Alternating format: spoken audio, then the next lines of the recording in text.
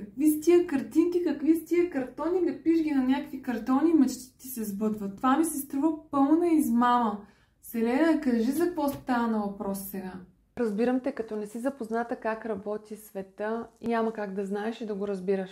Кажи ми какво да гледам и какво да чета, за да разбера логиката ти как работиш изобщо и аз да взема си оправя този живот. Ей така слепене на картончета.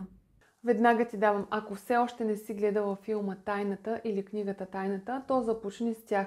Там най-простичко и най-разбираемо е обяснено точно как работя. А ако искаш да задълбаеш, започни да четеш книгите на Вадим Зеланд, започни с трансърфинг на реалността и продължи следващите от поредицата. Със сигурност след тази книга ще живееш живота си по съвсем различен начин, ще ти бъде много по-лесно и ще ти се случва всичко много по-бързо. А ако не искаш да четеш и да прилагаш работещите принципи и 7-те закона на Вселената, то може да си вземеш карта на мечтите, там без да осъзнаваш какво правиш, а реално ще спазваш всичките принципи. Без да ги мислиш и осъзнаваш, те ще работят за теб. Естествено, с осъзнаване и знаене на нещата как работят е много по-лесно и много по-действено. Така че чети.